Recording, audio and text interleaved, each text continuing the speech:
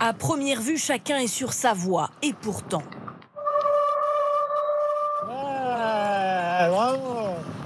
Vélo, voiture. Attention! Les chemins s'entrechoquent. La situation dérape. Les propos aussi. C'est des menaces. Je te fracasse la tête au milieu. Ah oui, tu me fracasses la tête. Ce cycliste mais putain, mais t'es un connard! a vu sa trajectoire coupée par cette voiture. Elle pile de nouveau. Le conducteur sort pour le frapper. Même violence entre ces deux automobilistes. Ce que vous vivez au quotidien, c'est quoi? C'est de la violence routière, tout simplement. Les gens ne se respectent plus les uns les autres. En première ligne dans ces violences entre usagers de la route, les cyclistes. 2700 blessés graves sur 12 mois cette année, 5% de plus que l'an dernier. Alors, lorsque Vincent Gaillot enfourche son vélo, il ne baisse jamais la garde. Il y a quand même toujours une petite appréhension, même si on est à l'aise à vélo, qu'on est hyper attentif, qu'on fait attention aux autres, on se dit toujours qu'il va forcément y avoir une dinguerie, ou deux, ou trois, de différents types d'usagers. Il suffit de faire un trajet avec lui pour s'en rendre compte. C'est d'abord un automobiliste qui freine à la dernière seconde.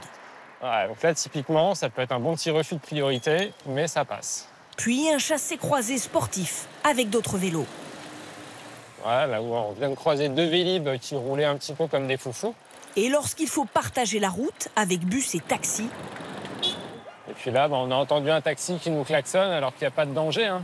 Juste, il est très pressé, il veut utiliser sa voie de bus. Pour lui, chacun doit se montrer responsable. On sait que s'il y a un conducteur qui fait une erreur, il n'a pas forcément l'intention de nuire. Hein. Juste, il fait une erreur. Ce matin-là, il n'est pas réveillé, il ne tourne pas la tête, il tourne, hop, il y va. Bah, lui, il a une carrosserie, nous, on n'en a pas.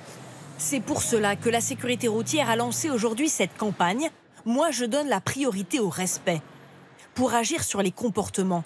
1 an jour pour jour après le décès d'un jeune homme écrasé volontairement par un SUV sur une piste cyclable. Il s'appelait Paul Vary, il avait 27 ans. Cet après-midi à Paris, un rassemblement lui rendait hommage. Sa mère espère une prise de conscience. Ça a été tellement violent, tellement incompréhensible que je pense que ça a marqué tout un chacun. Et c'est vrai que ça reste très fort imprégné dans nos mémoires collectives. Leur message, stop aux violences sur la route. Selon un sondage, près d'un automobiliste sur 4 reconnaît avoir déjà été agressif au volant. Et de sécurité routière, il en est aussi question aux États-Unis. Los Angeles est devenue la capitale des courses-poursuites toujours plus spectaculaires. Des images qui sont diffusées en direct à la télévision américaine et suivies par de plus en plus de téléspectateurs. Pour endiguer ce phénomène, vous allez le voir, la police déploie des moyens très impressionnants. Franck Genozo et Léna Soudre à Los Angeles. Lancé à pleine vitesse aux premières lueurs du jour dans les rues de Los Angeles. Une voiture volée avec la police à ses trousses. Sur les télévisions californiennes, la scène est retransmise en direct. Il est à contresens dans un virage aveugle. Il grille le feu. Et commentée comme un spectacle ou une rencontre sportive. Là, c'était -1. Ce jour-là, après avoir quitté son véhicule et traversé l'autoroute pour semer les patrouilles, le fuyard sera appréhendé sans dommage. Mais ces impressionnantes courses-poursuites finissent souvent mal. Pour les chauffards, les policiers ou les autres conducteurs. Des accidents à répétition qui poussent les autorités à repenser leurs techniques d'intervention. Aux États-Unis, les courses-poursuites ont une capitale, Los Angeles. L'an dernier, la ville aux 12 millions de véhicules en a connu en moyenne 3 par jour, un record depuis 2018. Gil Leivas en a suivi des centaines depuis son hélicoptère. En route pour de nouvelles courses-poursuites. Tu as vu celle de ce matin sur l'autoroute ? Ce reporter couvre Los Angeles pour une grande chaîne de télévision, toujours branchée sur la fréquence des policiers. Suspect armé. La police de LA est sur place. Cela fait 30 ans qu'il suit les courses-poursuites depuis le ciel. Et s'il y a bien quelque chose qui n'a pas changé, selon lui, c'est la difficulté pour les policiers d'intervenir au moment opportun. La plupart du temps, c'est la vitesse de la course-poursuite qui dicte l'attitude de la police. Ils n'ont que quelques secondes pour se décider et juger du meilleur moment pour tenter une interception ou déployer une herse. Une course-poursuite sur 3 se termine par un accident.